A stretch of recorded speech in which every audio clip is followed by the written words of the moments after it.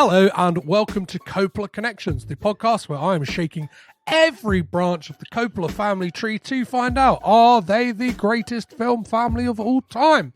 Last week I was joined by George McGhee to talk about the Roman Coppola second unit directed The Life Aquatic with Steve Zissou.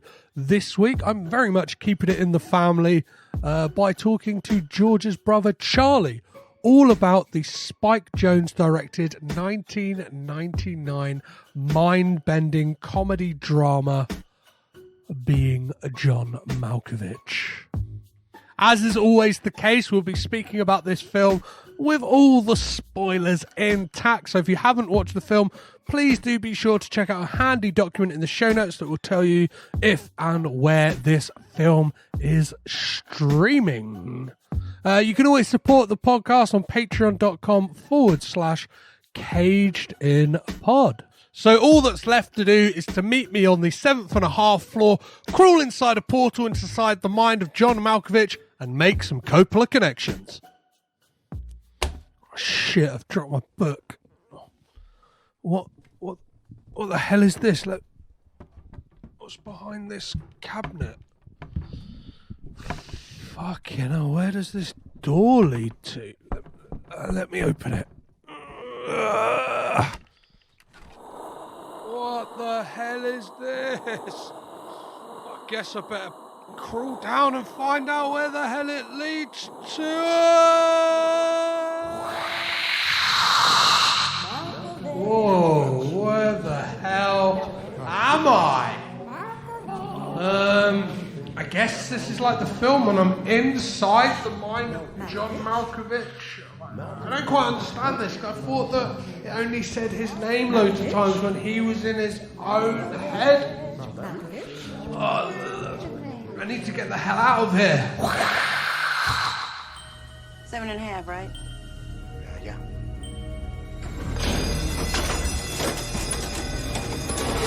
Thank you. Welcome to the 7.5 floor of the Merton Plumber Building.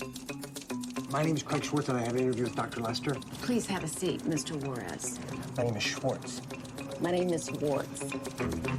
Which of these two letters comes first, this one or this one? The symbol on the left is not a letter, sir. Damn, you're good. Do you know that I don't even know your name or where you work? And 50 other lines to get into a girl's pants. So, honey, you thought any more about us having a baby? I think that maybe we should just wait and see if this job thing pays off. There's a tiny door in my office, Maxine, and it takes you inside John Malkovich. There's no such thing as a hole into somebody's brain. Yes, there is. You see the world through John Malkovich's eyes, and then after about 15 minutes... That's not me. I didn't say that. You're spit out into a ditch on the side of the New Jersey Turnpike. It was amazing. Where the hell are we? We're Malkovich's subconscious. Do you think that it's kind of weird that John Malkovich has a portal? I mean, do you think that it might have some sort of significance? What is going on? Huh? I discovered that portal. It's my head! John Cusack, Cameron Diaz, Catherine Keener, and John Malkovich. Malkovich! Malkovich! Being John Malkovich. Hey, Malkovich, think fast. A lot of people argue that 1999 was one of the best years for film in cinema history. That very well may be the case, but let's look what the Coppola family's contributions were to that year. John Schwartzman was back grounded after Armageddon and Lensed Ed TV. Patricia Arquette was finding faith in Stigmata, and Sofia Coppola burst into film with her debut, The Virgin Suicides. Elsewhere, Sofia's then-husband Spike Jonze made his acting and directorial debuts. In acting, Spike was cast in David O. Russell's satirical black comedy war film Three Kings, and directed the focus of our chat for this episode, Being John Malkovich. To join me on the 7.5 floor today and take a step into the mind of this movie is one half of the Retro Ramble podcast, Charlie McGhee. How are you, Charlie? Malkovich. I am very well, and I am thrilled to be on your show, Petros. So, yeah, I'm John Malkovich. What a mind to get into, and to make a film about it. I love the fact that Kaufman was like, no, nobody else. No, it's got to be Malkovich. Yeah, it's a wild story, and Charlie Kaufman is just. I don't think there's. Well, this film, I don't think it could have been made. It can't be made. It couldn't have been made today. I don't think. And it's like it couldn't have been made at a different time. I mean, you talk about '90s films, and you talk about. I mean, this is everything that's going on. If you're going to make a film like this, it would probably be in the '90s. If you're going to pick the right actor, it would probably be John Malkovich. And there's people from films he's been in that pop up in this. And he's popped up on our podcast a few times. He was a very big actor then, and I think he's gone a bit more behind the curtain now. He's gone back to his thespian roots. But what an actor to choose! Yeah, and but before we get too deep down in the mind of John Malkovich, let's talk about your history with the Coppola family. Obviously, that is why we are here today. So when did you first become aware of the Coppola family, maybe a specific member or the wider family as a whole? Well, the wider family as a whole is definitely a recent thing. Being my age, we cover 80s and 90s film for a reason, and that's when I was growing up. So for me, the first introduction to the Coppola family was watching a VHS with my dad. There was a trailer for Godfather Part 3, and I was like, that looks great. My dad's like, you're not watching that. It's far too violent. And it's like, oh, my poor dad, he had no idea about the films I was going to consume in the coming years. So, yeah, I mean, that is probably unknowingly, Francis Ford Coppola built himself on that franchise. So I think I watched the first Godfather film when I was still at home, late teens, and then it was when I was a fresher. I remember this vividly, that one of my flatmates we got the rental TV with the surround sound, and we were all buying DVDs, and we sat down over a weekend and we hammered the trilogy. We watched Godfather 1, 2 and 3, and as you can imagine, for a 18-year-old guy to watch those three films in one weekend, it made an impression on me. So I mean, since then, obviously I know the links with all the other people, but to be completely honest, it was The Godfather. But to explain the sort of, I remember I went and read a bunch of Mario Puzo books because of the impact this film made. And I think the funny thing about when I actually got round to watching the Godfather films was that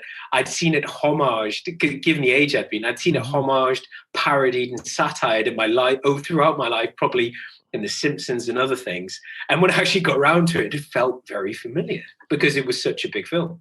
There's definitely there's an element of trepidation I have when covering that film, because there's almost that thing of like, everybody kind of knows it. Like you're saying, it's like a family member almost. You kind of like, it's the tropes of it are so well worn. It's been referenced so many times in popular culture.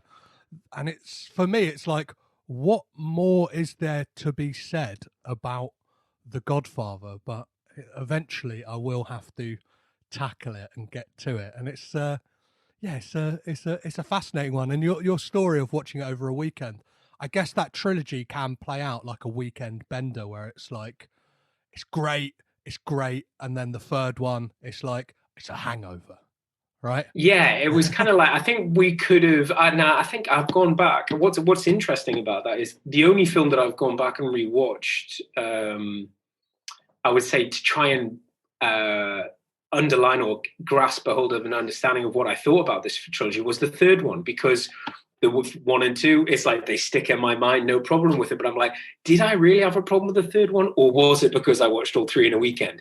And and to be honest, going back and rewatching it, I enjoyed it more, and I got it more. Mm-hmm. And I think it's even come out in recent months that there's isn't Coppola preparing, or maybe he's already released it.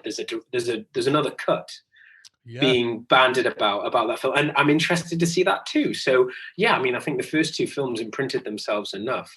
I mean, tell me everything you can about this franchise, because they pull you in with the first film, and then the second film you're like, what? So we got Al Pacino and Robert De Niro, and he's just like in the same family. It was like brilliant, you know. It's what a draw. Yeah, and I think the kind of like so the cut you were talking about, it's called the Death of Michael Corleone. It's already That's out. it. I haven't tracked it down quite yet. I've got to kind of hold off until I'm going to approach that film to kind of like dive into both versions and do like a kind of comparison on them. But I think if that film wasn't so poorly received, in a way, I'm not sure how you look at it, like a kind of butterfly effect scenario, that if Sofia Coppola didn't have such a hard time as a result of that film, kind of like critically lambasted and kind of publicly, like everyone going, she's terrible, her life could have been vastly different.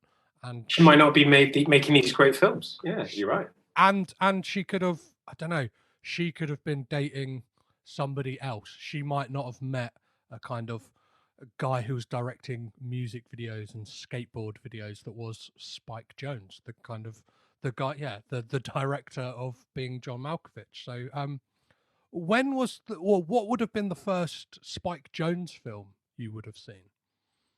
Well, I mean, I think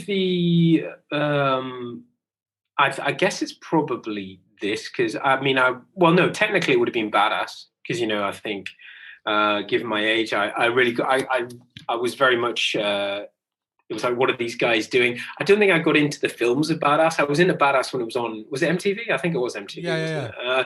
So I was into it when it was on, because that was kind of MTV making its foray into, hey, we're not just going to play music anymore, to we're not going to play any music. And it was something that was decent. That and the retro look backs at the 80s were what you went to MTV for. So obviously that's probably technically the first exposure to him. But no, I guess it would be this film. But it's because I had a quick look into his back catalogue before chatting to you now. And yeah, I think for me, his films all stand out. You know, Adaptation is one that I was just like, what was going on? I was, it's like, but a really film of like a film within a film about a film within a film and about making a film, very fourth wall breaking. But no, recently, Her, that's a film that I think was very current, very trendy. And I'm, as George might have alluded to, we're very much into our, we are a retro looking podcast, but I'm very much into my sci-fi. And so I love the portrayal of the future and how it was subtle and how it became a much more, it could have gone many different ways, but it was a very philosophical film. It's like, well, what would you do if you had Scarlett Johansson organizing your life? So this, I guess technically it isn't it? I think it's his first film. So but no, he's done some. You'd have to remind me the other films. So this, I mean, to answer your question, this would be the first. But I did watch Badass when it was on MTV and enjoyed it. Who doesn't enjoy watching a midget get hit in the nuts with a catapult? Yeah, no, this would have been his directorial debut. Yeah, so it would have been this, then Adaptation, and then I think there might be a bit of a gap when then Where the Wild Things Are, like Spike Jonze. Yeah. Spike Jonze, an interesting guy, and obviously a lot of people would have, knowing or not, his music videos from the 90s. So like the Praise You video for Fatboy Slim. He did some work for Daft Punk as well. Yeah, so yeah, he did Defunk, that amazing. Like I remember as a kid we had a satellite dish, but we picked up German Sky for some reason, and I remember like they loved Daft Punk, and that video of, for anyone who hasn't seen it who's listening, it's like a guy in like a dog costume just like going around a grocery store, but then it's really weird. The song is just playing in the background and it's kind of like there's still dialogue over the top. So it's like the Daft Punk song is scoring a film or something. Yeah. So it's like, and there's an amazing DVD. And I think like, I look back on it as being like, it was YouTube before YouTube. There's like they're called the Director's Collection. And there was one for Chris Cunningham, Michelle Gondry one. And there's a Spike Jonze one, which is a collection of like music videos he did. So whether it's like the Beastie Boys and Notorious B.I.G. and it's just these amazing like video collections. I remember being like 13, 14 years old, just being around friends' houses and we're just kind of like go through all these, like, watch these videos and absolutely like fawn over them and just be like, yeah, that was our kind of like prepping ourselves for like a night out or kind of like hanging out or whatever. Well, that was very much the pre-YouTube, and you made me think of this when to go back, this moment, 1999. I never forget that, it was first year of uni for me, and it was like, to put it in perspective, I bought The Matrix on VHS and then on DVD. That was the world that a movie lover lived in. But this thing you talked about pre-YouTube is something that George and I talk a lot, where what DVD opened up was this fact that there was none of that annoying fast forwarding business, that you could come back from the pub or pre-pub and say, should we watch the opening scene of this or or should we watch that, or should we watch this? And, lo and behold, YouTube does that now. But we were kind of, we were that was where we were getting our fix as movie lovers, the fact that you could just jump through a film, watch certain elements of it. Unfortunately, however, I think, as we both know, a film like this has to be watched in one sitting. It's that, at least on the first go. Yeah. So how would you have first seen this film? Would you have seen it in 99? DVD. Yeah, it was, but that's just because I was, I would say that, because it wasn't until second year we had this thing where because I was a student in Edinburgh, there was a local cinema that did that thing where you paid 20 quid a month for unlimited cinema, and I saw everything for that year. But this came out the year before, but I was in a DVD buying frenzy. So I definitely saw this, as you will have heard talking to my brother George, we've both been into our films, and he's the one who would consume the movie industry knowledge. So he would have told me about this film. He said, Charlie, there's this nuts film coming out, I was like, what? And when you explain the concept of this on the backdrop of films, the fact that, John Malkovich, yes, the guy from Con Air, okay, we're going into his mind with John Cusack. It's like, I'm on board, so it was one of those things, and it still stands up to this day as that type of film. So yeah, it was a DVD. I can't say that I rushed out and bought the DVD, but it was consumed on. But back then we were all buying DVDs and we were going over to each other's houses. We were still in the case of lending them, but it would have been with a bunch of mates, 18 to 22, whatever. We sat around and watched this and just like, wow, this guy's nuts. Yeah, well, I don't think it's like it was obviously well received by critics and stuff like that, because it's a kind of like, it's a once in a lifetime. Oh, it was no blockbuster. It was no blockbuster. But it was one of those films that you heard about. Yeah, it definitely washed its face. So $13 million and like box office return of $32.4 million. So like that's decent for like this kind of film at least. And I guess a lot of it, and it's kind of like its popularity and everything would have come from word of mouth. Like you were saying, it would have been people going, you've got to see this film. You've got John Cusack, John Malkovich, and it's like you've got people you got Cameron Diaz as like at that time would have been like groundbreaking. It's like, you remember her from The Mask. Look at her here. She's playing this kind of frizzy hair. She's plain Jane. yeah. This kind, but like such like she's got such weird like this beauty and pathos to her character, and it's like kind of the way I look at it now would be like when you see an Adam Sandler doing Uncut Gems, and everyone's like, "Wow, I never didn't know he had it." Yeah, exactly, yeah. And kind of, but yeah, she's perfect for it, and I think it's this kind of weird, perfect storm of a film. Lightning in a bottle, very much. It was, and also at this time, I was talked about 99. You say 99 to me, and I just think Matrix, but that's like very much cerebral, reality-based film. Is it all a dream? And then you've got this, and I think Strange Days, was that 97, or was it around a similar sort of time?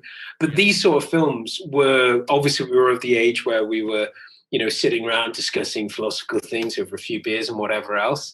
So, very much mind transporting films, but it was, I think that's why this film got traction. It was like, have you heard about this concept? It's like, so it's called Being John Malkovich, and it's about being John Malkovich, and he's in on it. It's not so, but my point on that is, it's not somebody pretending to be him. It's not, which obviously wouldn't have worked, but it does work with him being so on board. So off the back of that, would you mind kind of giving everyone a rundown of the synopsis of this film? How would you kind of lead us into it? Well, yeah, I think it starts off as a quirky, and I'm sure it's obviously there's links to in the family of the Wes Anderson type of films. It starts off with that sort of quirky, this is a strange type film, and he goes, you've got this thing where there's this couple, and he goes to work in this strange place with the low ceiling, and then very quickly you understand that it's about this guy who's married, and he falls in love with another woman. And then he discovers a portal into the mind of John Malkovich. And through that, that actually causes his wife to fall in love with the person that he wants to fall in love with. But it'd be very hard to explain this without people being aware of this. So how does he go into his head? Well, it's a portal. It's a physical thing. Mm-hmm. He discovers it behind a filing cabinet, and basically he opens the door and he's transported into the head of a celebrity, John Malkovich, and hilarity and mayhem ensues. And I think if anybody hadn't seen the film, I wouldn't want to spoil it, but obviously things go awry. But in terms of a synopsis, I think there's two things going on. There's what you see is happening. There's what you don't know. And then I think the other thing worth mentioning is that it is explained to us in the second act why there is this portal into John Malkovich, and that as a different group of people. And obviously they both the John Cusack character, this weird love triangle that's been going on, they've been abusing the portal, and they come to a head with the people who've actually got plans for it. And then it all goes completely nuts with Charlie Sheen having no hair in the last act. So I think there's so much to be said about this film. In terms of a synopsis, I think most people would say it's about a love triangle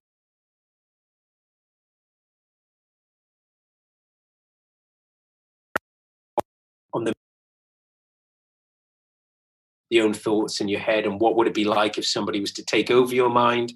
But I think some people, like, as you mentioned before with Cameron Diaz, and I think something has to be said about both Catherine Keener and John Cusack, the performances put in, and the egg on the face that John Malkovich is willing to put up with is what I think the character performances that we were spoiled with, during these times of late 80s and 90s, where I think John Cusack's quote is saying, just give me the most batshit crazy script that's going. And that's how he got this gig. And I think he's having a great time. And I think arguably it's even more than that with with John Cusack. It's like, give me the film that like can't get made.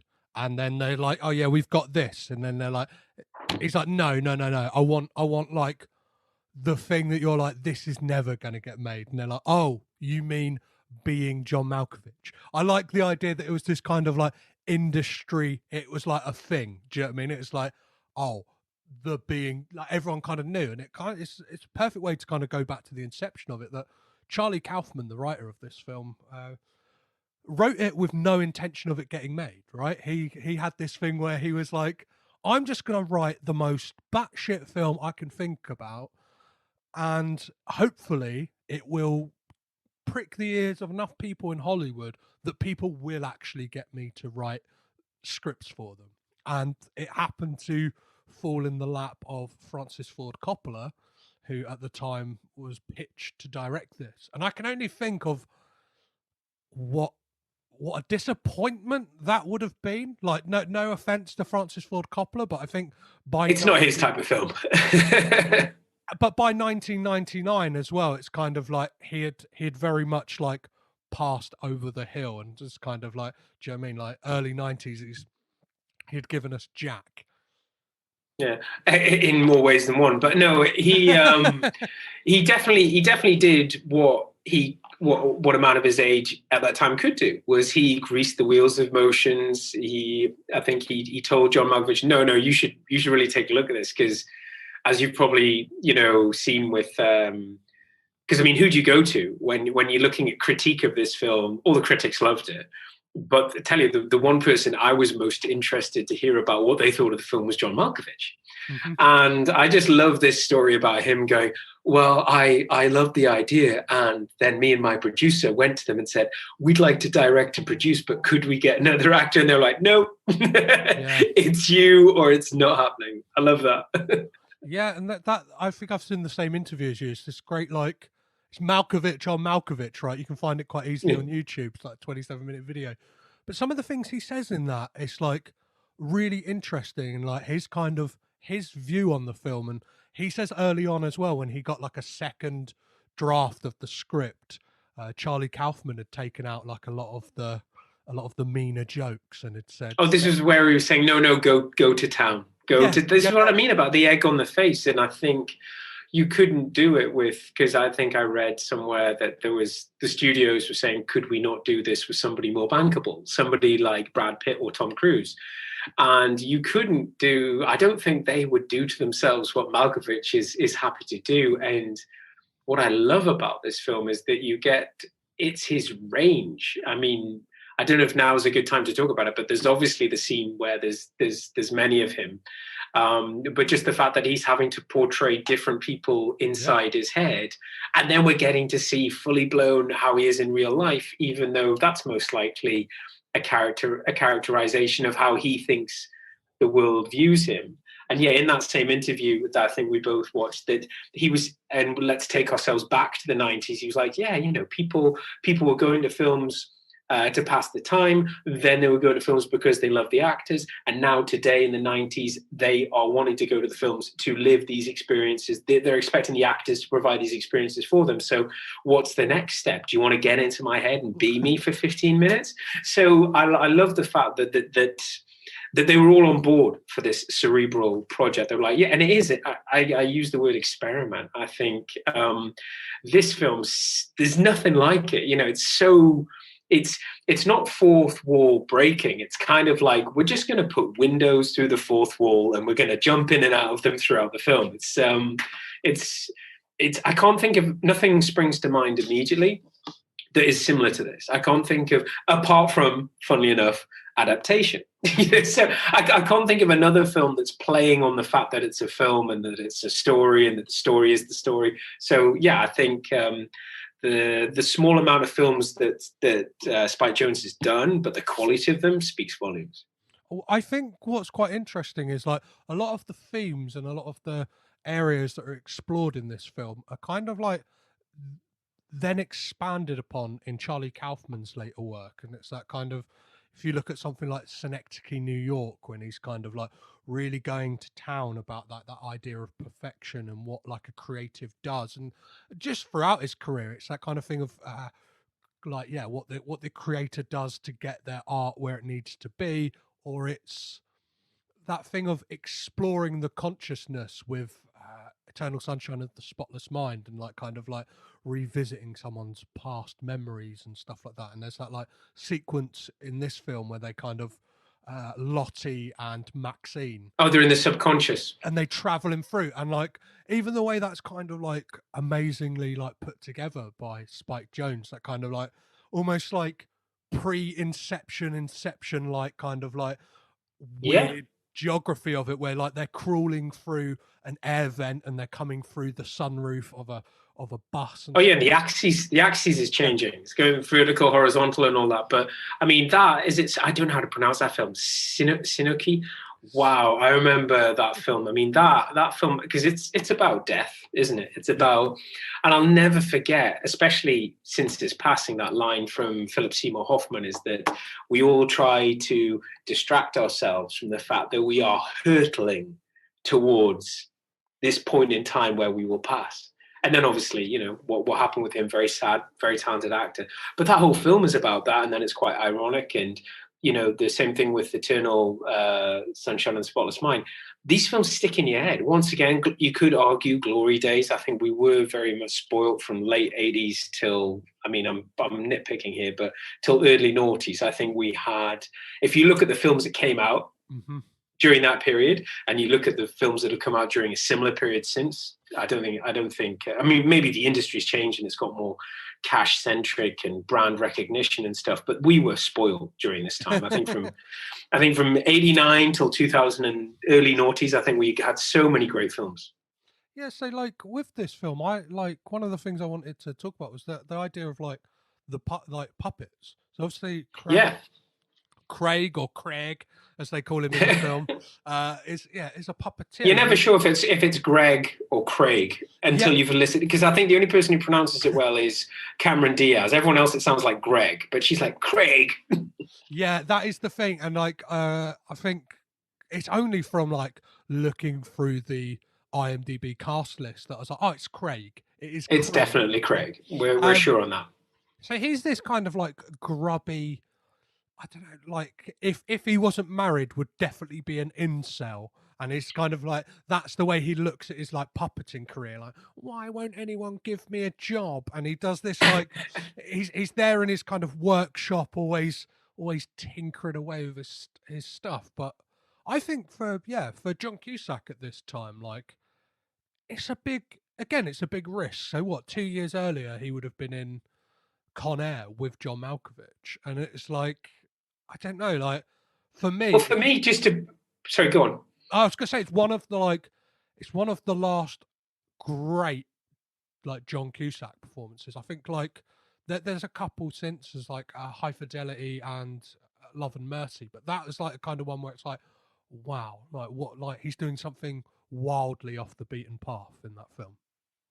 Yeah, I totally agree. And, you mentioned the film that links this all together, because I look at John Cusack in being John Malkovich, and I can't help but think, did Nicolas Cage and Malkovich rub off on him during Con Air? And I get the feeling that this performance was like, I could do nuts. I could completely change myself and I could deliver it. And I get the feeling that this was, maybe he did it and maybe he didn't enjoy it, or maybe he didn't like the reception of it and he decided not to do it again. Because I think High Fidelity came after this, and that was very much more him back in his wheelhouse doing what, his comfort zone. But I don't know, when I look at this performance in being John Malkovich, I see a lot of Cage, and this is a Caged-in podcast. Do you know what I mean? That unhinged is sort of like when he just loses his stuff and he just looks like, I don't know, it's just nuts. It is that very shamanic sort of thing. He's in his zone and nobody understands how complicated he is, and nobody understands puppeteering like him, even though not that many people care, So, I don't know. I think it's a broad stroke to say that the working with Malkovich and Cage affected him, but I do see the fact that Malkovich is in this film, and the fact I see a lot of Cage in his performance. The thing I would have loved with this film, because I know that originally the Charlie Sheen cameo was written for Kevin Bacon. The only thing that could like make this like even better for me, little bit of Cage. If that was Cage, like that in my head. Which role? As the buddy. Yeah, that would work. As the Charlie Sheen character, he's the only other person I could kind of see like fitting into that role, where it's like, because you could kind of see him like, whoa, man, lesbian witches, like, and like, especially you can eat that bagel, yeah. And it's Nick Cage playing himself, but which Nick Cage is he playing? So yeah, man, do it.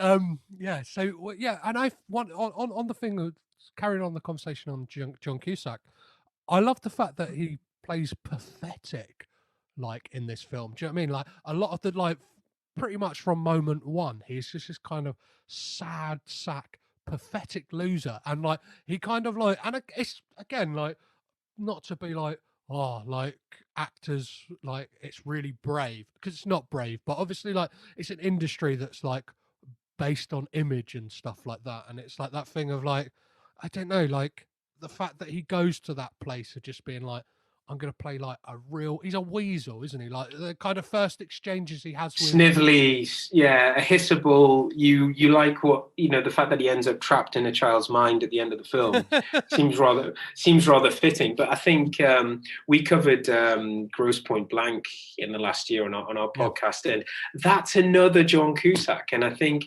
and I'm not speaking for John Cusack, I think he got a bit fed up with the industry. I think he has an amazing range. He did. Maybe it was this juncture in films where we started moving in different directions. But if you look at the films he made in the 90s, the big high-grossing films, Grosse Pointe Blank, Con Air, this, I don't know, something happened. I think something happened because they're all strong performances, that he's a bankable star. And then I think the last thing I remember him doing was it The Raven. I don't know what have you done for me lately, John? But I think his performance in this compared to Con Air, compared to Grosse Pointe Blank, it's almost like looking at three different people.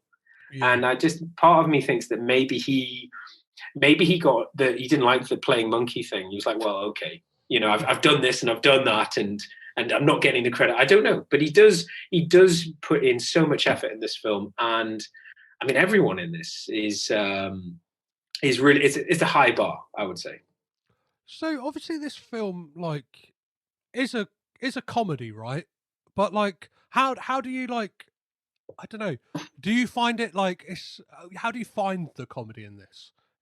Well, I think it's important to keep reminding yourself that this is a comedy, because there's some very dark moments that I think the moment where I felt most uncomfortable, because it's, as you mentioned before, he's quite pathetic. They've got this weird thing. They're obsessed. They've got loads of pets.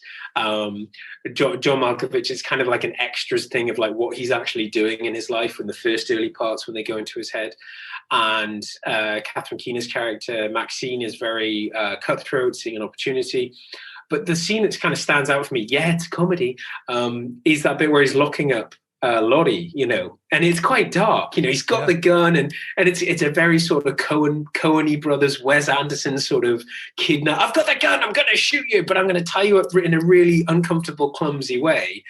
So you're constantly reminded that she's not really a threat, but you're also watching him lock up his wife in a monkey's cage so he can go into somebody else's head to have sex with the person she's in love with.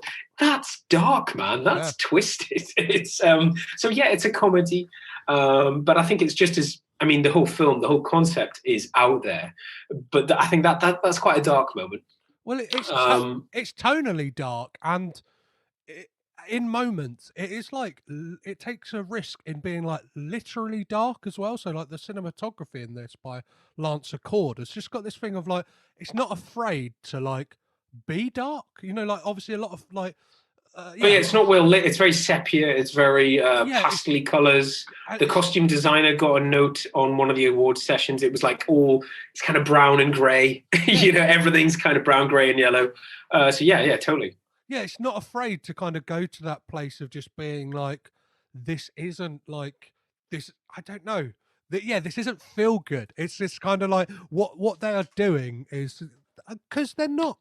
Apart from Lottie, when you're introduced to Craig, it's he's not a likable guy. Do you know what I mean? He's kind of you get him in the basement doing his puppetry. You get him on the street doing puppetry, and it's almost he rightfully gets punched because he's kind of doing this weirdly perverted play on the New York streets, and that's the thing. It's got this beauty, but at the same time, it's got this beauty to it. I don't know. Puppets are inherently quite creepy anyway, but there is this kind of lifelike beauty to them, and obviously the way they are manipulated in this film is the puppet. There's some great scenes of puppetry in this. I think it gets its moment in the sun, if you want to talk about puppeteering as a whole, because we all put it in the same probably Mad Box of Frogs as mime.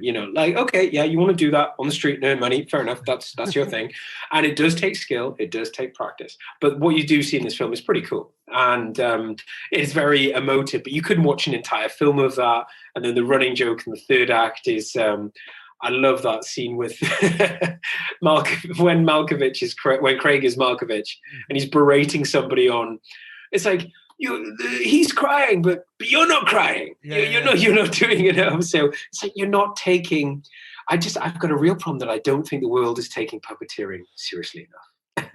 It's okay. That feels like a perfect time to talk about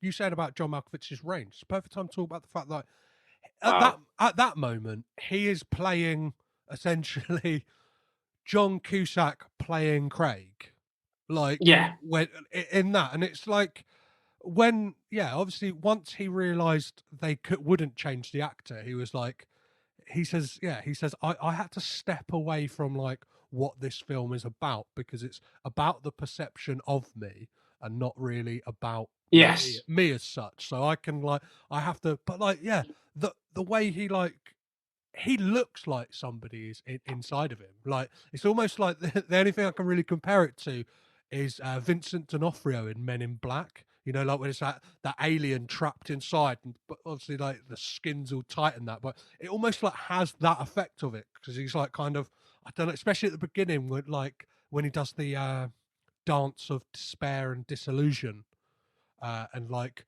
that whole moment where he's like transforming almost into Craig. He perfectly does those like great like contortions, and there's that scene near the end where he's like he captured a glimpse of himself in the mirror after like 8 months or whatever. He's like, I'm free, and as the kind of like weird cultists all were like leading into the tunnel, all take over his consciousness. yeah, he's kind of like, he's like there in the hallway just kind of rattling around, like it all like all consuming in him. But yeah, like I think John Malkovich,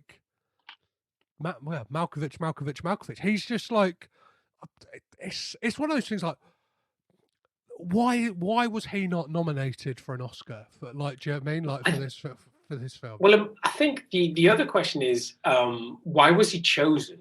And I think when you watch this film, you understand why. You understand why, because of the roles he's played. He's been in a lot of different things, and I think there's a moment when I think he comes. It's when him and Craig are on the freeway at the turnpike. And he's like, it's my head. You know, he's like, I discovered the portal. And it's just like, I love this conversation. It's that, I think Malkovich had a lot to do with that. And I think it's kind of like, I've got my life, that I am a person, I am an actor. And you, fans, public, you resonate this other version of me, you know, and that's the bit of me that you want. But what you don't realize is that what comes with that is my normal life. So on two sides, I think there's this, I think that's the point that Malkovich once made okay, if I'm going to make this film, then I'm going to get my point across. Or maybe that was the point of Charlie Kaufman. He's like, if it's going to be like that, then this is my interpretation of that. And then on the more cynical side, it's like, hey, I can go nuts here. I'm getting to play 4 different people playing me. I get to show my range. And we talked about this recently. You know, there's certain, on our last episode, there's certain actors that pop up that are true thesps. I mean, there's the easy ones where you say, oh, well, you know, there's Sean Connery, but there's the less unheard of is the fact that they take it very seriously. That at the end of the day, I'm really happy about seeing that scene of him playing Richard III, where for them, they're making movies because that's where the industry is. But for them, it's all about the performance. I think in the film, he's the weird doctor guy, Lester, refers to him as the performer. He doesn't call him the actor, John Malkovich. He calls him the performer. And that, I think, is how true thespian actors view themselves. You know, the Alan Rickmans, there's too many to list. But, we know there's some people who are in it for the money. And there's some who would, if they can't get a film, they'll go on the stage. And so, I think he was perfect for this role. And I think even he realized that by the end of it.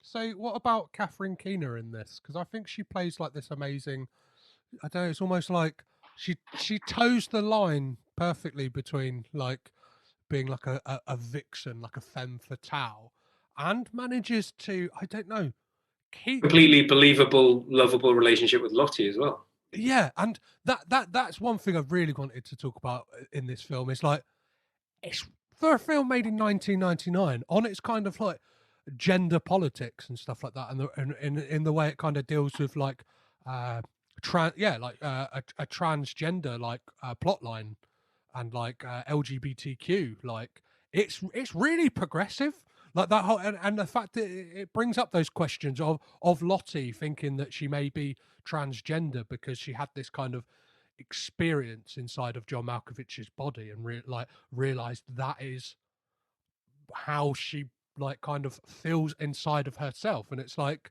what other films were doing that like well, what other films were doing that like 10 years later? Do you know what I mean? Like, let alone at the time. Oh no, Hollywood takes a long time to catch up, and this was very avant-garde. But yeah, I think in terms of her character, I mean, as you say, she could have easily she would have been a killer Bond girl. There's something about her, just her allure. It's amazing. But I think I read somewhere that she didn't like her character. She didn't like the character she was playing, but she does it so well, and it seems multifaceted.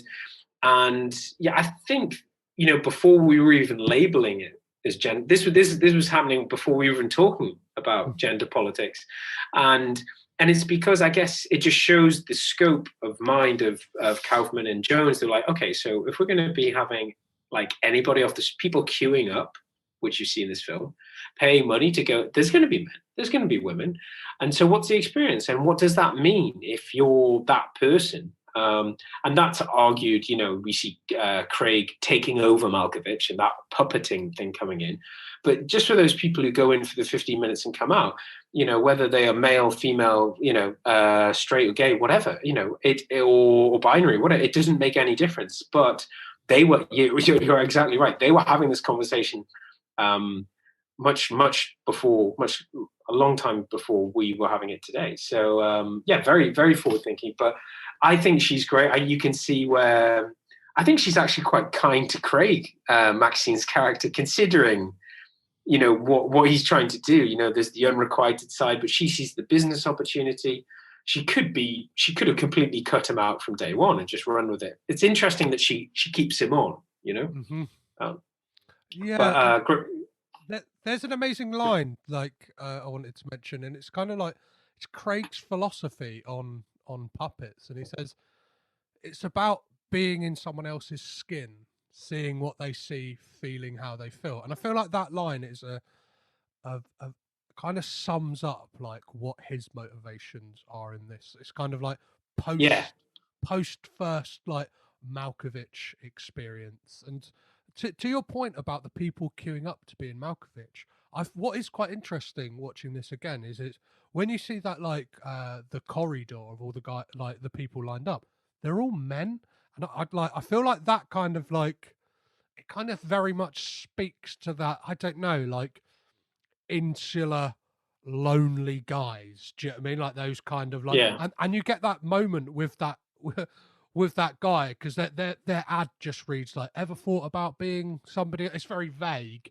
and then people come along, and that there's that guy who kind of is like, they're like, well, you get to be John Malkovich, and he's like, well, it's my second choice, and he's like, I'm fat, and they're like, it's gonna be $200, and he's like, oh yeah, okay, and like comes out, and that's the comedy. Those sort of lines. Well, the comedy in this as well is like from like Dr. Lester and his receptionist, or what does he call her? He calls her like an executive. It's like something. Do you know what I mean? Like one of those a term I don't like when you say like I'm a cleaner, and someone goes, no, they're a hygiene technician, hygiene specialist. Yes, hygiene technician. Yeah. Yes, and like all those kind of moments in that 7.5 floor, and I'm not sure if you picked up on this when we're introduced to the 7.5 floor. There's a cameo by Octavia Spencer as the lady in the lift with Craig, the one who kind of and she shows him how it's done. I didn't recognize it, but no, I think that whole scene, that whole thing about the lowered ceiling, for me, it screams Wes Anderson. Mm-hmm. It's like, yeah, we all work here. The ceiling's like lower than your neck, and that's normal. And we all just get on with it. Well, because you get that video, right, that kind of explains what it's all about. That very bizarre, like the Merton Clemmer, the guy who built the building, had this.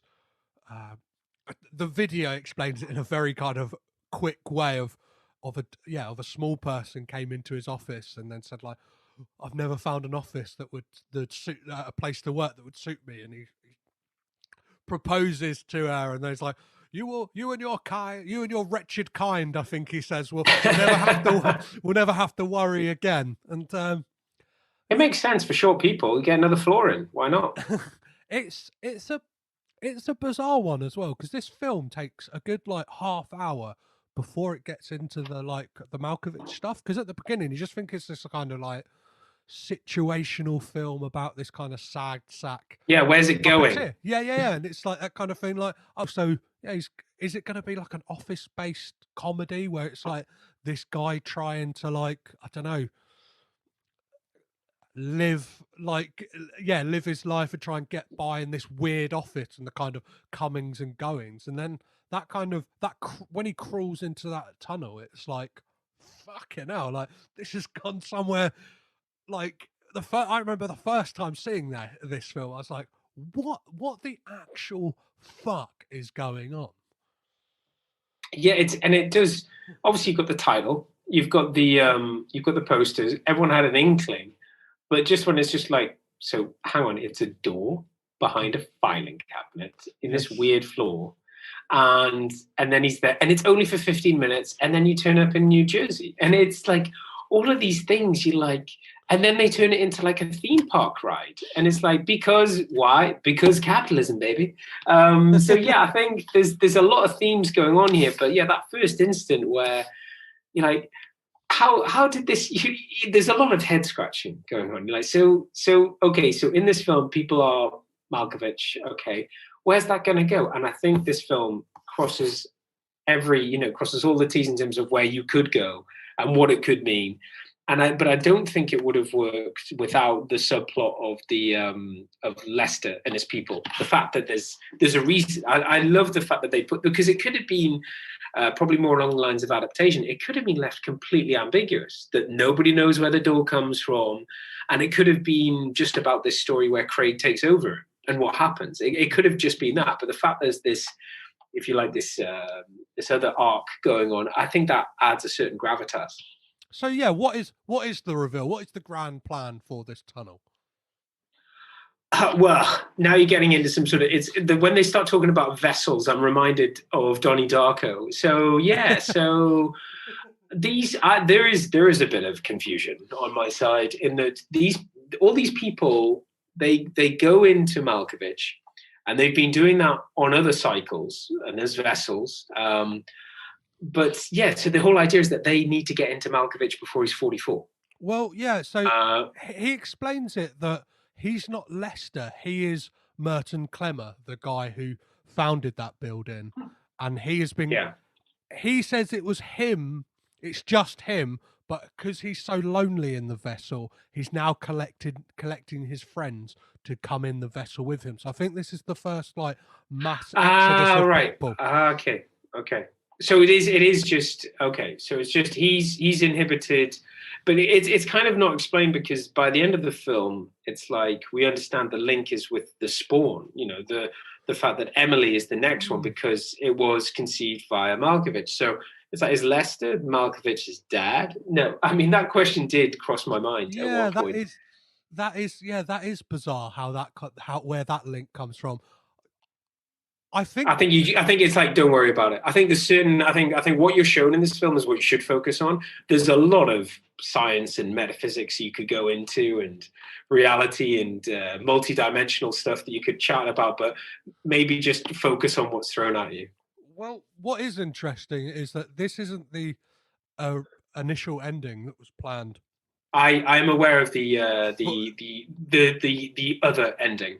The other ending sounded, and that very much sounds like the ending of a script that had no intention of ever getting made, because it's kind of like when you go for the devil as the bad guy, you are reaching. Yeah, it's the devil as the bad guy. It's the character who we kind of get a glimpse of at the beginning, that Martini, the kind of like the guy who is the rock star puppeteer, yeah, who's kind of doing that thing off the Golden Gate Bridge and stuff like that. Like when he's the villain, and there's kind of who is it, Henry S. Truman, like a puppet verse, and then it turns into a massive swan, and then we get this realization that Clemmer and his people, when they've gone into the vessel, they kind of, it turns into the devil, and they're controlling. And this is all just to get Craig out. Yeah, and Lottie never like joins up with them. She falls in love with Elijah, the monkey, and they like have a relationship together, and they now They live start together. Planet of the Apes together. Yeah. And it kind of gets Um, it kind of gets weird and post-apocalyptic. Then kind of has like a it all turns out at the end, like when Craig's out, that you realise that it's not Craig. He's being controlled by Clemmer, and he is actually a puppet. And it's very like the other ending sounds. And you can kind of see why they didn't go with it. Yeah. Part of me is like, just through sheer curiosity, I'm like, I kind of. Oh yeah, you want to see it? I want to see it, but at the same time, it's like I love the film that we've got, and I think it was Spike Jonze who said like, well, we're not going with that ending, and I think he made the right choice, because the kind of like the final act we get of this, like kind of post the betrayal, really, isn't it? When Craig inhabits 7 years later, sort of epilogue. Well, no, just like the moment from when Lottie kind of in the rain goes and joins Lester and his kind of band of merry pensioners. Oh, right. Like from there, I think that's when it would have like gone to the. No, you're right. That's when they start laying the tracks for how the film's going to end. And I think for me, it's much more circular. Film makes more sense. Lester makes more sense, because otherwise, I think for that alternate ending we were just discussing, for that to work, I think Lester and the other actors in the Merton building would have had to have been more present in the film throughout than they had been. So yeah, I think it works, and I think it worked because it works, if you know what I mean. I think they obviously made the right decision. But I think it's a very, George and I discuss we've even got a feature on our podcast about suspicious spin-offs, where we talk about the sequels that have been made and the sequels that should have been made. We do a coulda, woulda, shoulda, where we talk about the actors that were considered but didn't get the roles. And this alternate ending, I don't know, it stands out. I've heard some really, really bad deleted scenes, alternate endings in my time on our podcast. And this, there's a lot of thought gone into it, is my point. Even though it is kind of, let's make it the devil. I think that's the kind of why they didn't go with it.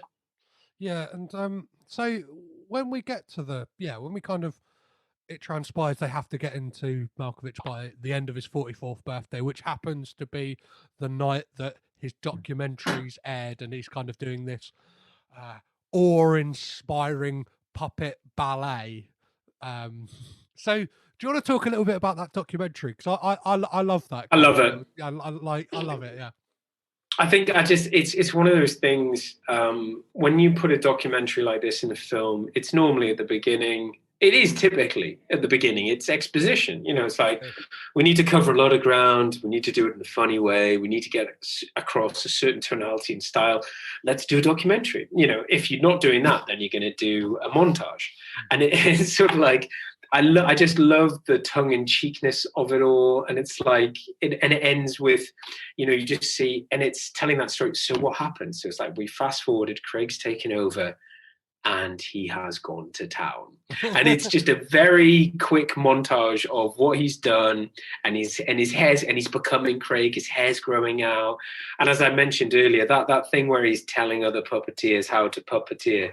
And it's like, and it's the voice, I think in some trivia, the voice is somebody famous who's doing the voiceover.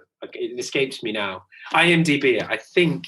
I'm trying to remember. So the documentary is littered with cameos. No, not appearances. It's the voice. It's the narrator. The guy narrating is. I forget his name.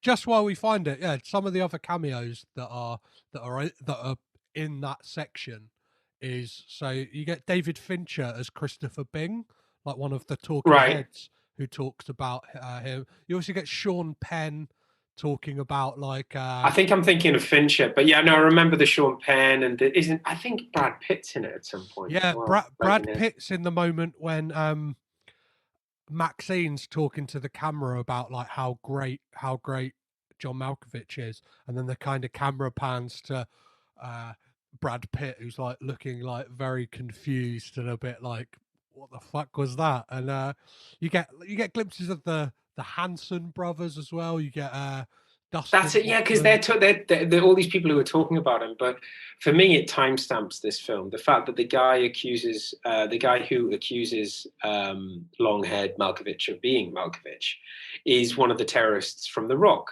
with Nicolas Cage. He's one of, he's the guy who's getting a bit annoyed with Ed Harris towards the end, and there's another actor from The Rock in it. So I mean, it's like 90s character actors. If you were a 90s character actor of any standing, you were in this film. And so, yep, let's get Brad Pitt. Yep, let's get Sean Penn. And I think that shows what they thought of this film, because they wouldn't have agreed to do a cameo like that if they didn't believe in the production behind it. Yeah, and I guess it's that thing as well that like this is like this would have been like the same year. It would have been in production way before Curb Your Enthusiasm, and it's kind of like this is one of like I don't know, especially for that time. Obviously, it had been done in the past, but that thing of like people not taking like actors playing themselves, not taking themselves or like what's going on that seriously. And I think it's I don't know, it all adds into the fun, and that it's stuff like that that reminds you this is a comedy, despite the kind of dark places it takes you to. And it's like we were spoiled for black comedies. Yeah, they were really turning audiences during the 90s. And you mentioned before, did Spike Jonze do Ed TV?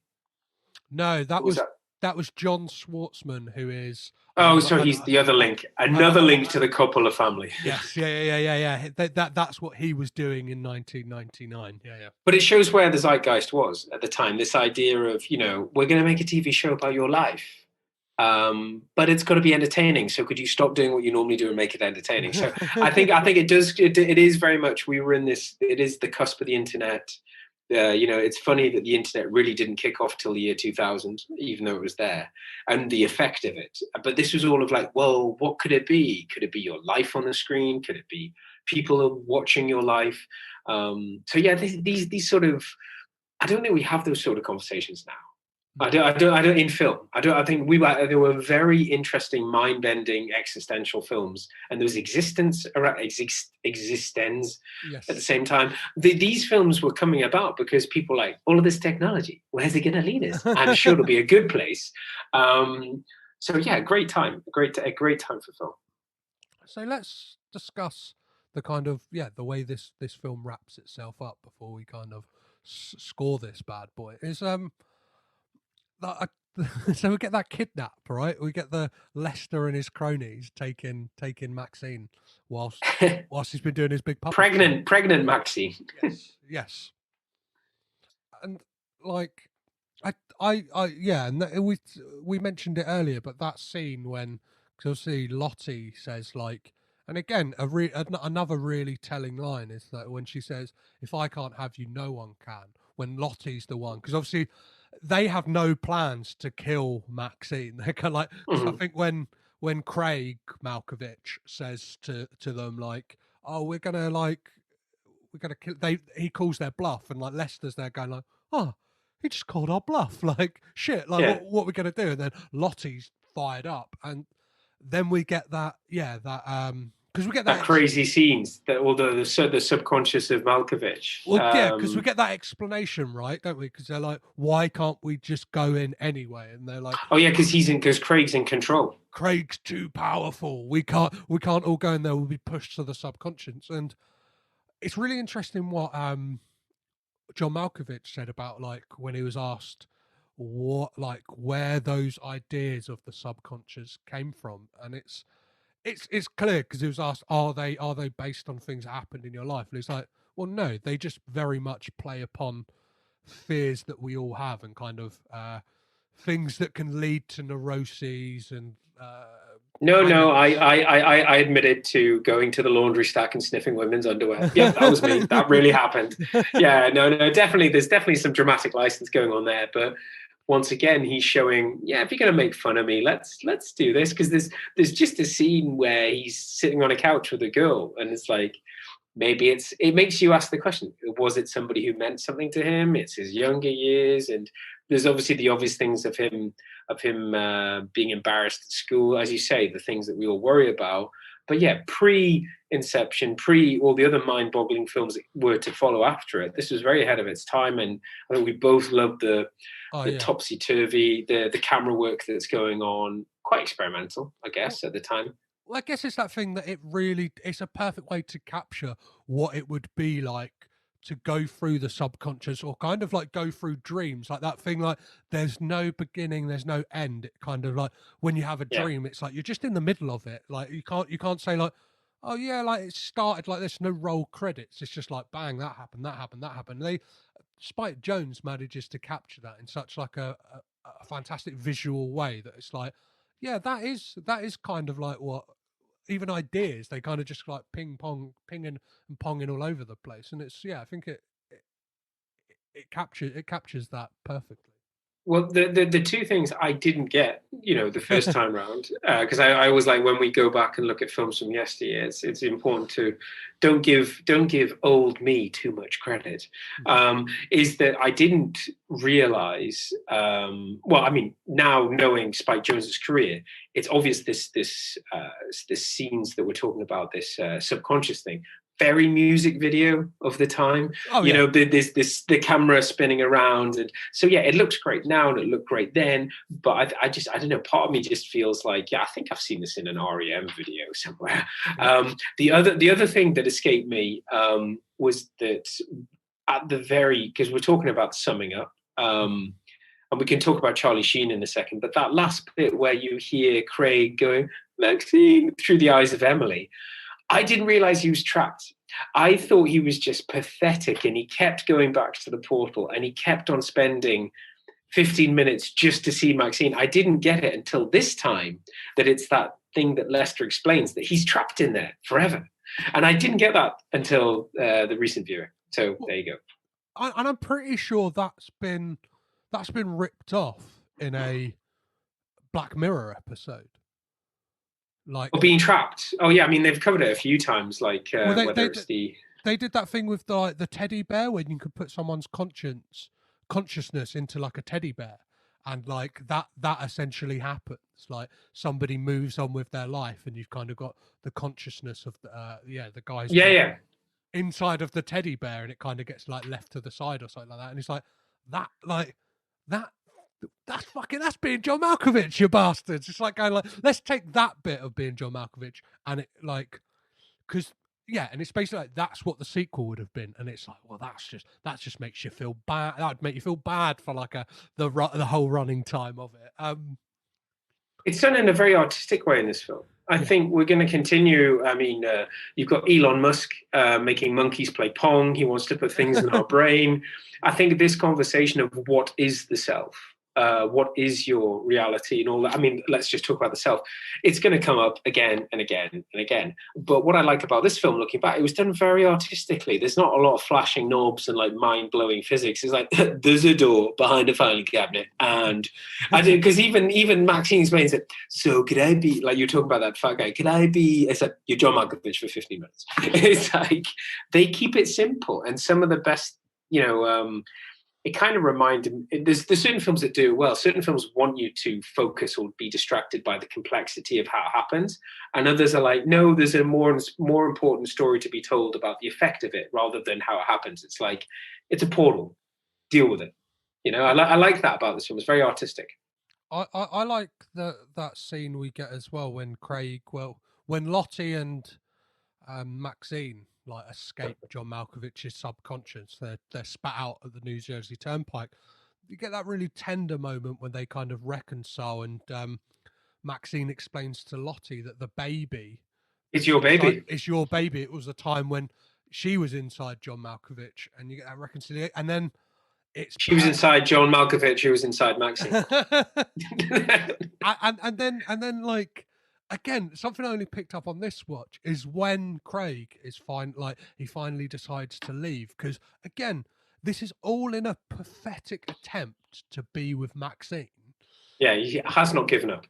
He's spat out onto the New Jersey Turnpike with that like piece of wood that he went in with the first time, and it's like, I don't know why he's been spat out with it. I guess it's that thing of like, that it must have been one of the OAPs who was like, take your fucking bit of wood as well, Craig, you piece of shit. But like, It escapes me. What's the bit of wood?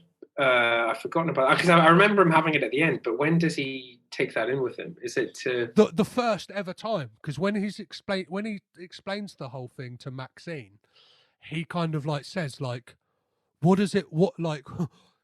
Where's the wood gone? What does that mean on a metaphysical level? Or something. So he goes in with a bit of wood. Okay. Yeah, I think it's like something that like something that would have snapped off when he was like taking apart the, like, because there's like a bit of wood over the door itself. Yeah. So like, they've thought of everything. They've literally thought of everything. So yeah, he's got his bit of wood, and then obviously because it explained that if it's after the 44th birthday, you're trapped inside, and that final scene when it's at 7 years later and they're at the pool again, like we've got a lesbian couple, like again very progressive for 1999 in a film, and then like that kind of Craig getting his just desserts being trapped, and like because he even says like he's saying to him, look away, but obviously he has no control whatsoever, and he's just tormented with the fact that he has to look at Maxine all the time. Well, look at Maxine being in love with his ex-wife. I mean, it's a very good comeuppance, and it's just how pathetic his voice sounds. He just sounds like a little kid, and he's crying. And as I say, it totally went over my head. The first time I was like, I'm just going to go back, because he kind of says that in the scene before. And then this time I'm just like, oh, he's that prisoner image that Lester shows Lottie. He's that prisoner, and he's not in control. And then, yes, we get some more Spike Jonze sort of music video. I think the kid swimming in the pool for a while. I'm like, what's going to happen? What's going to happen? Okay. But I guess that's what it's trying to show you. This is everything that Craig's seeing. But I do love Charlie Sheen for putting on the baldness. Yes. And him being welcomed in, and the fact that Malkovich has married his former assistant. And he's wearing the same clothes as Lester. So subtle, but obvious. And as I said before, when we were talking about the alternate ending, very circular. This ending works, and it seems it comes up a lot when it's satisfying. It's a satisfying ending because there's not a lot of. It's not a feel good movie, mm-hmm. But it's a satisfying finish to a very strange film. But I think it's one of those films. It deserves a couple of watches at least to get everything. And it definitely, like, unlike some of Charlie Kaufman's later work, whether it's I'm Thinking of Ending Things or Synecdoche, New York, you're not left at the end of it going, what? Like, do you know what I mean? Like, there is an element of closure, and you kind of like, you may need that. Like, I think if you kind of watch it the first time, really, like, do you know what I mean? Like, pin laser point focus on washes over you. Yeah.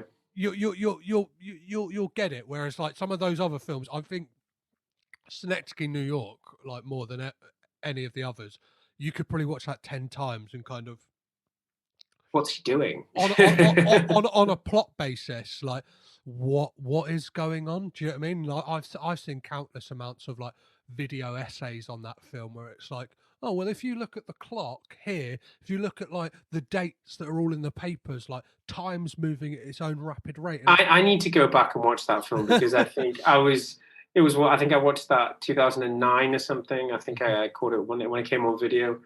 And I was living by myself in Barcelona, and I was just, when I was bored in the evening, I just started a new job. I was watching that, and I was just like, oh, that's a dark, depressing film. But I'd love the fourth wall breaking again in that, where they're making a film about the story. So that's probably due another rewatch sometime soon.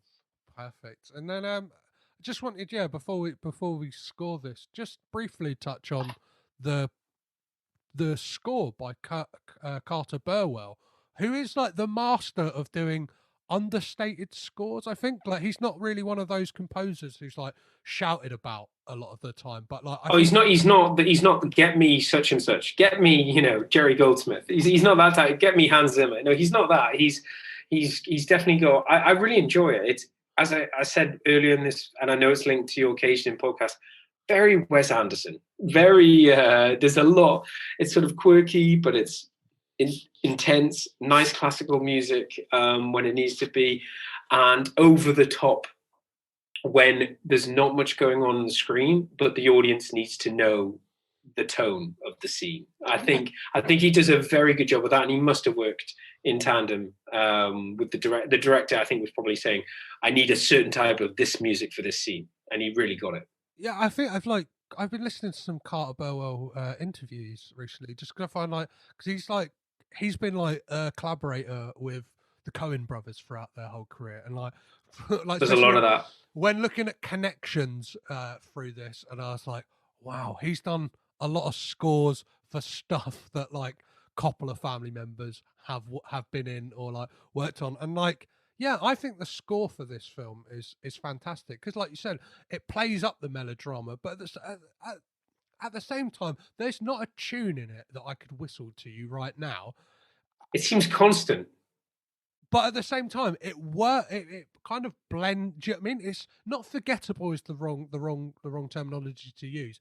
It just bleeds in so perfectly to the film. They work so good in tandem that, like, do you know what I mean? It doesn't work in the way that it's like Star Wars. Do you know what I mean? Like, you know the tune. It's like, oh, this is the moment where we get the fanfare. It's like, no, it just kind of weaves in and out. And I think sometimes with scores, that's exactly what you want, right? You kind of just want something that's like, it helps the story, but at the same time doesn't like showboat over the film. Well, yeah, I mean, it comes up a lot for us because, you know, we try to blend in some of the score of the films we're doing. So we get into the OST. Due to Creative Commons, we're actually allowed to use small amounts of the OST, the original soundtrack. And you see it so much, like with Cliffhanger that we're doing recently, that you get that and it's tracks. You know, it's a CD and it's like, What I felt about this film, what I used the word there, constant, is that I almost get the impression there's an orchestra. You know, like you're watching a performance and they come in at the right time and they're almost like following a conductor going, now it's intense. Because like I said before, I felt like I was learning what was going on in the scene as much from the music as from what I was seeing. Well, it's that thing as well, because the whole film, like, it's perfect the way you said that. It is like watching like a play or like an opera or some kind of performance, because the whole thing... With a puppeteer on top. Controlling all of the actors with somebody in his mind. Yeah, because the whole film opens with the curtains, right? Yeah, and it's like, oh, bellissimo. I love it. Well, let's get on to before we score this bad boy, could you find any other Coppola connections with this film? Was there anyone who's in this film who you could pinpoint from another Coppola film? Well, I mean, I mentioned earlier that they're not really Coppola connections, rather people who've just been in films with Nick Cage. He's a Coppola. The guy who punches him in the bar is one of the terrorists from The Rock. The guy who's, I think overall, I've mentioned it a few times. Is it John Schwartzman, the guy who's been in a lot of Wes Anderson films? I think there's a lot of Wes Anderson going on in this, and a lot of Coppola family being in his films, so similarities there. Malkovich has been in Con Air with Nick Cage. What was the other one I was trying to think of? But those are the ones that really stand out when I think about it. I'm just trying to think. There's probably a few connections with the actors in this with other films they've been in. Cameron Diaz, maybe. But those are the only ones that spring to mind. Cameron Diaz is a weird one. The only film that she's acted in that has another Coppola in is Slackers, and she has like a cameo as herself, and that's with Jason Schwartzman. So I'll list off a couple of the connections here. So obviously we have Charlie Kaufman, who wrote Human Nature, which stars Patricia Arquette, as well as Adaptation, which stars Nicolas Cage. Catherine Keener is in Adaptation, 8mm, and The Croods 1 and 2, all with Nicolas Cage in them.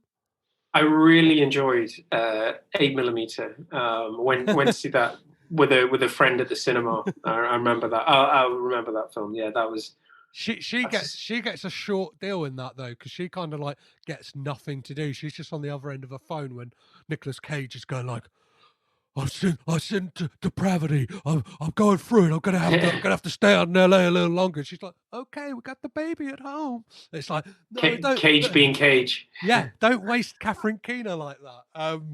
No, sorry, I hadn't really thought about the. No, I hadn't thought about the behind the camera connections. I'm sure they are plentiful in the Spike Jonze to her with Scarlett Johansson, Spike Jonze in Eternal Sunshine. With one of my favorite films, definitely. That was one of those films. Once again, I know I'm harking on about this too much, but then again, I do a podcast dedicated to the 90s. But these films, when they came out, things like Fight Club and Spotless Mind, they had these moments at the end of the film where it was like a ride. Well, I mean, it was an artistic piece, and then boom, at the end, you get the twist. So yeah, I mean, I love his films, and as I mentioned earlier, her, that are great. I think that's like we were talking about self AI. It's going to keep coming up, and he's dealt with it brilliantly on more than one occasion. Yeah, I couldn't agree more. And there's one connection I wanted to mention, and it's just a tonal connection. Is that both being John Malkovich and Rocky deal with a loser who wants to achieve their dream, who has a girlfriend who works in a pet shop. I would love to see John Cusack v Sylvester Stallone in a boxing film. That would be interesting. Perfect. It's like one of them lifting weights and getting physical, and the other using his acting. Just do it. Just make it already. Well, John Cusack, if I'm not mistaken. Oh no, he's beefed up. He's beefed up in certain films. Yeah, he can. He's like trained by like Benny the Jet. Like yeah, we covered that when we were talking about Grosse Pointe. Is that's a brilliant. I think we talked about how believable it is because he trained so much with him, and it was his decision. He was like, so which stuntman are you going to get for the scene? He's like, well, you're going to be the assassin because no, I can't spar with anybody like I can with you. So that's what I was talking about before about how diverse his range is. You've got him in Con Air being the desk jockey who's who's trying to bring the plane down and he's not getting involved in any of the rustle tussle, and then you've got him in Kicking Ass and Grosse Pointe Blank, and yeah, I mean, I don't know, it's a weird one. We all know who John Cusack is. We've all got our favorites. I think a lot of us would say probably Con Air or High Fidelity, but he's made a lot of films, and I don't think underrated is the term, but it's surprising that. I think what's most surprising about his career is that he hasn't been active of late. We haven't seen a lot of John Cusack films in the last 10 or 20 years, or not enough, in my opinion. The last thing I saw him in was the American remake of the TV series Utopia. I'm not sure if you remember. Well, we are reaching. We are reaching then, aren't we? Yeah, and it's like, I don't know. I'm not going to tell the story again because I've told it too many times on this podcast. But once upon a time, just edit it in, just cut and paste. I got blocked by John Cusack on Twitter years ago, and I for a while I had beef with John Cusack, but in myself, I've settled the beef.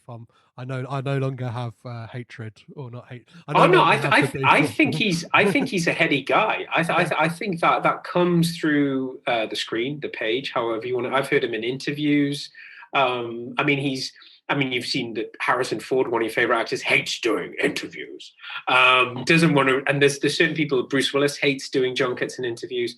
But with Cusack, it's a different thing. Yeah, he doesn't like the general. He's like Alan Partridge. He doesn't like the general public. I love the John Cusack interview clip where there's obviously somebody who's like out of their depth, who's like first junket interview goes, "Oh, it's really weird. I'm supposed to be in like college today, and they're watching American Beauty." And he's like, "Why is that weird?" She's like, "You're in that film." And he's like, "No, I'm not." Yeah. Oh dear. And the woman's like, "Are you sure?" And he's like, "Yeah, I'm pretty sure. Like, I'm pretty sure I'm not in American Beauty." Yeah, I don't think he suffers fools. I think he's got a short temper. But I mean, this goes back into the fact that I think maybe the reason he hasn't done so well is maybe he hasn't played the game as well as some other actors have. Yeah. Yeah, because he's got the talent. He has got the talent. Well, yeah. Let's hope he does a late sequel or something like that, or he's counting down another list in high. Say something. Say something. Say anything. Say something. Say something. God damn it. Let me ask you this question: which celebrity would you enter the mind of for 15 minutes? Ooh, that's a good question. Is that dead or alive, or yeah, dead or alive, either or. I think. Oof. I mentioned him before. We covered him recently in homage to his recent passing. Sean Connery, obviously, one of the greats. I mean, I guess actors that I'm going to talk about actors. You could say any famous person, but we're going to talk about actors. This is about films. Christopher Walken. What the hell's going on in that guy's head? If we're talking dead or alive, Christopher Walken, what was going on in his head during the making of A View to a Kill? The guy played a psychopath almost so perfectly. He must be a psychopath. So yeah, people are, and obviously let's give this podcast the due. Nicolas Cage, man. Yeah. I'm not sure which Nicolas Cage. Most recently, as I said, I really enjoyed your Spider-Verse podcast episode. I found that I love that film, and I loved hearing you and your animator friend talk, going into so much detail. But his performance in that, it's so economic. Yeah. Because it's on, I would say, a monthly repeat. My son's going through a bit of a Spider-Man phase, and it's like Spider's like, should we put on Spider-Verse? I'm like pushing him more towards that than the Tobey Maguire ones. Perfect. So yeah, probably Nick Cage. But yeah, I got a lot of love for a lot of actors. But yeah, I think off the bat. Yeah, be Bond, be Sean Connery, be that demanding, stubborn Scot. Yeah, I think Nick Cage would be an interesting one because.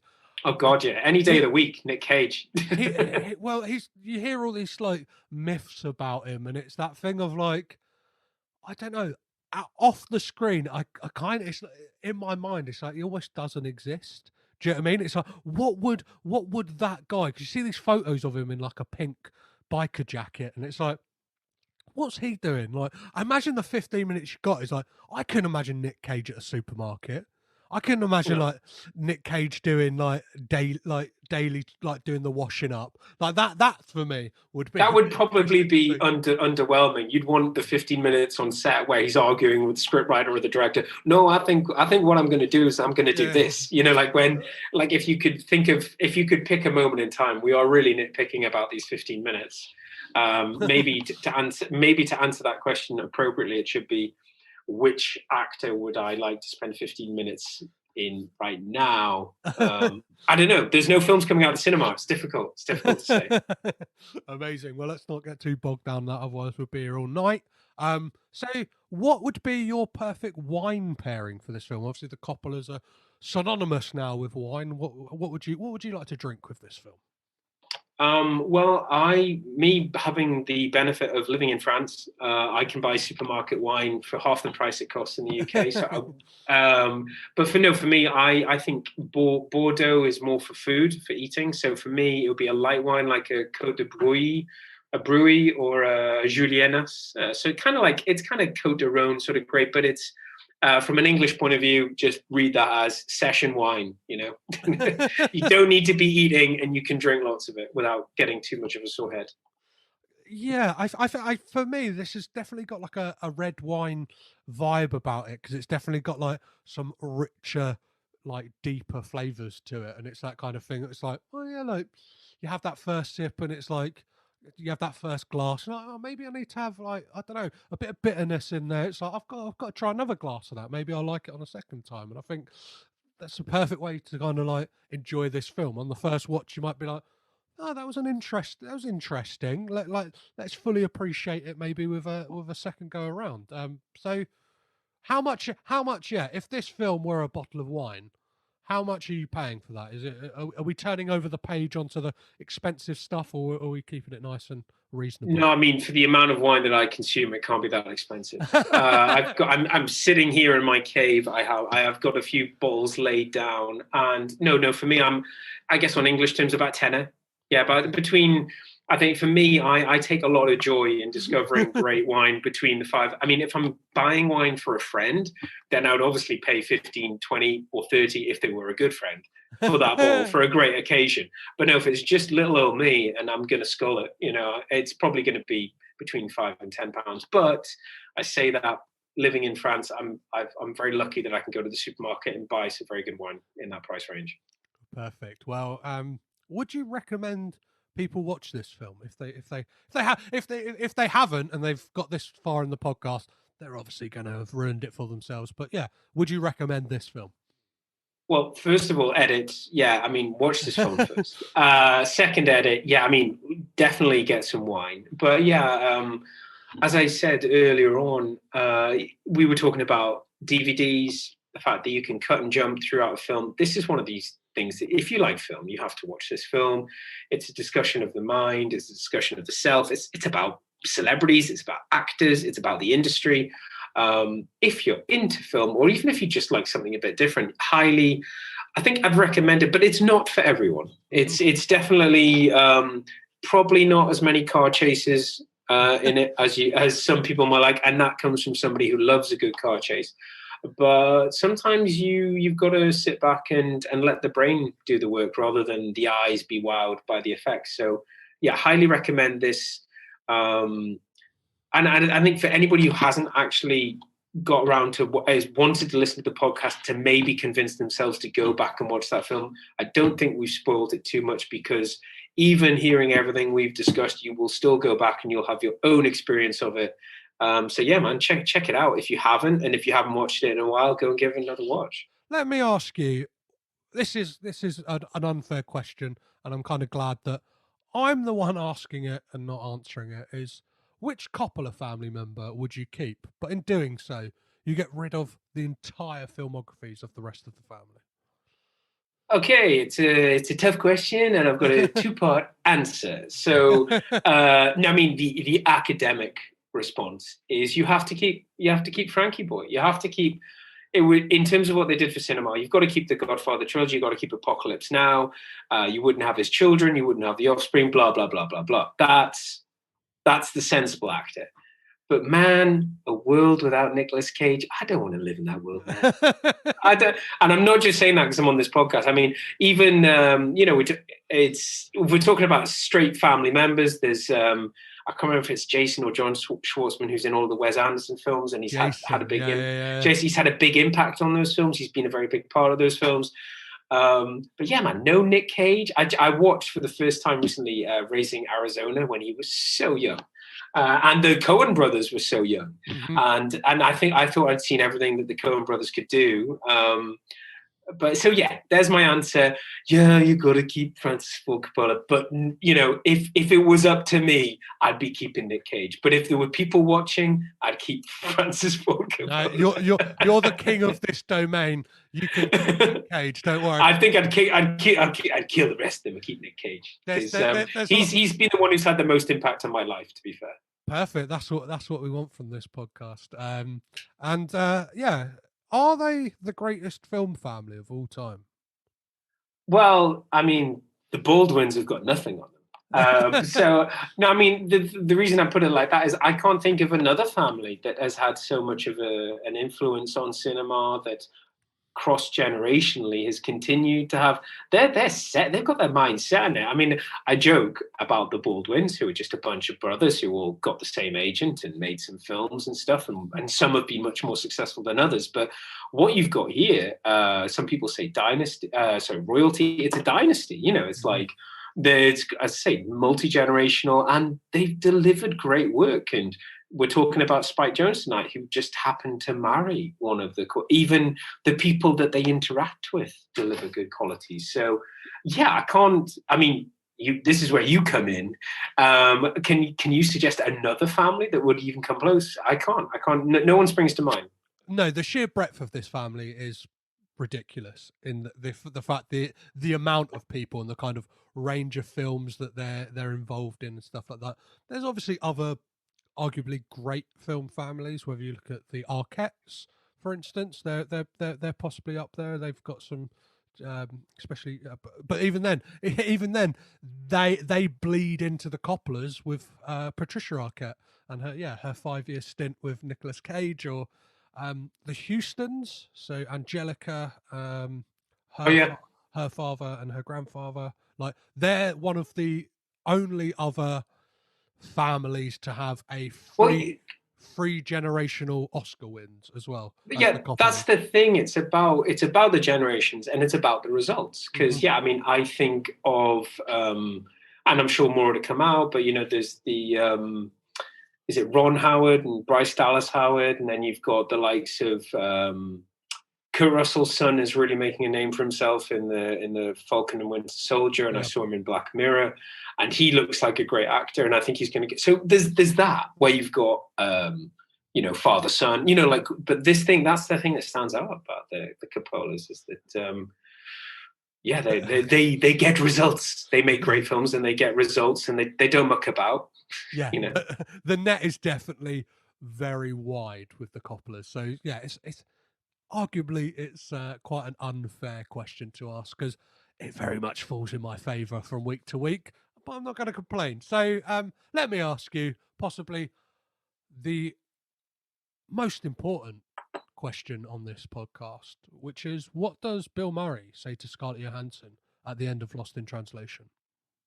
Okay, so there's what he actually said and what his and what we think his character might have said. So knowing Bill Murray, and I've got a lot of love for the guy, growing up throughout his films, he probably said something to her like, "Where do you want to go for lunch?" Or have you seen? He say something completely off the books. But I guess his character, what I'd like to think he says to her, is something along the lines of, If I was 10 years younger, would you run away with me? Something like that. That's what we're all kind of thinking at the end. I don't know if that's come up before on when you've been covering this, but I guess that's what everyone kind of thinks. They don't get together. Do they get together? Is it ambiguous? But the fact that he whispers something and you don't hear it, I would suppose. What I would suppose it'd be that's very much in the director's head. But if it was up to Bill Murray, it'd be something like about, I know the best cheeseburger place around the corner. It'll be something like that. I mean,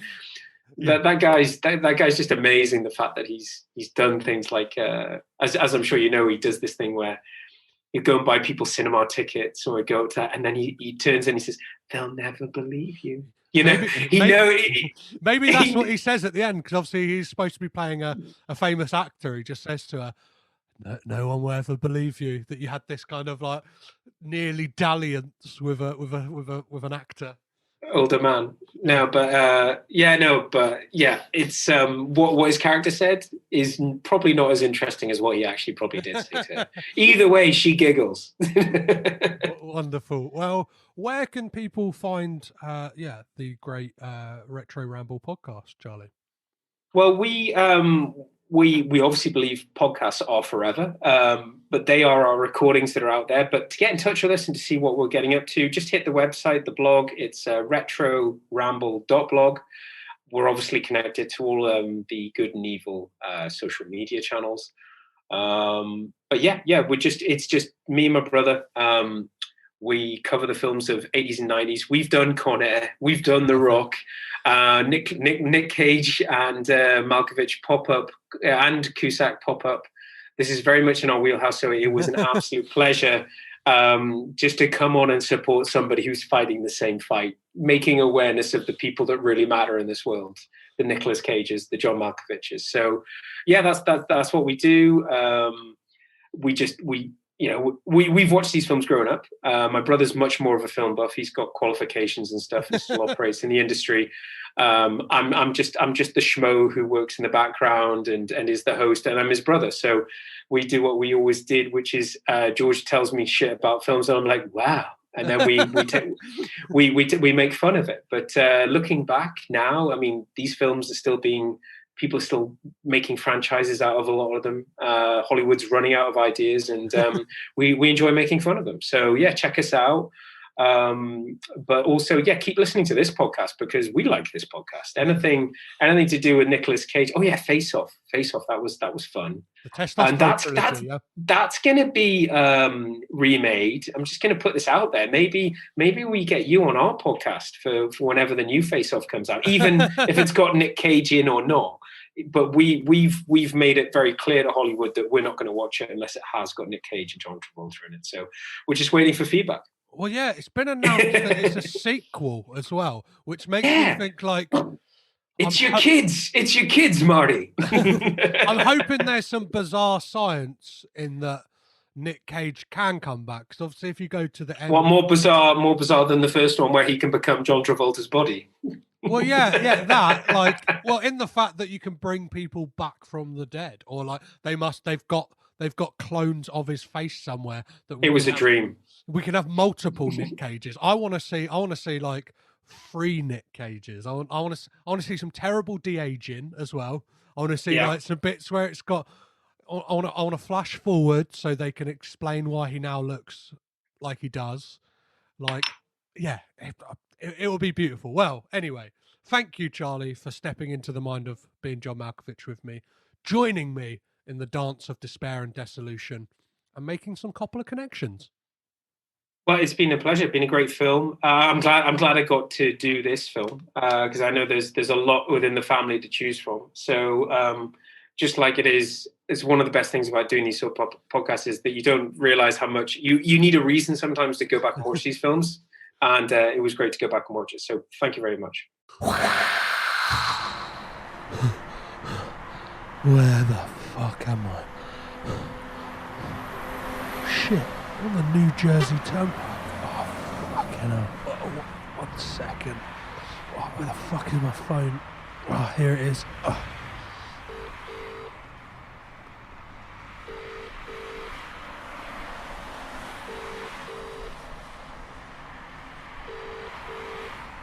You have reached the voicemail of the Breadcrumbs Collective. Please leave your message at the beep. Beep. Hello, Jonathan. Yeah, it's Petros. I'm currently stranded on the New Jersey turnpike. If there's any way you can try and get me back to the UK somehow, that would be great. But in the meantime, if you could please thank everybody for listening to the podcast. Of course, thanks Charlie McGhee for coming and chatting about being John Malkovich with me. And let people know that they can get in touch with the podcast on Twitter, Instagram, Facebook and Letterboxd, all at Caged In Pod. Or if they'd like to leave me an email, it'll be cagedinpod@gmail.com. And alternatively, if they don't want to listen to the podcast on a podcast platform, they can listen to it at breadcrumbscollective.com.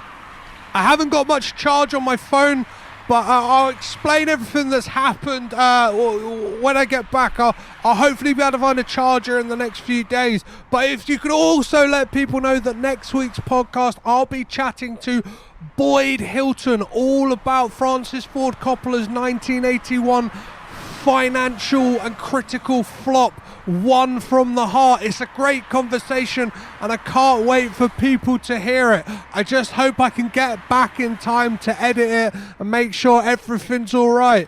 Please, Jonathan, let me know if there's anything you can do to get me back. I don't have my passport or anything, but hopefully we'll be able to figure something out. I guess this is a weird situation, right? Last thing, remind people that they can rate, review, and subscribe on Apple Podcasts, Acast, or wherever they're listening to this podcast right now. And that I've been Petros Patsilivas, their guide through the crazy world of the Coppola family tree. And to remember to keep it Coppola, and I'll catch them next time, okay? This podcast is presented by the Breadcrumbs Collective, home of the Pod Charles Cinecast, Caged In Coppola Connections, A Driptown Limerick, Maine, Franchised, and many more to come. Our shows are all presented ad-free and made possible by listeners like you. Please support our shows by subscribing, leaving ratings and reviews, and becoming patrons at patreon.com. If you'd like to learn more about Breadcrumbs, head over to breadcrumbscollective.com. Breadcrumbs. It's more than a podcast network. It's family.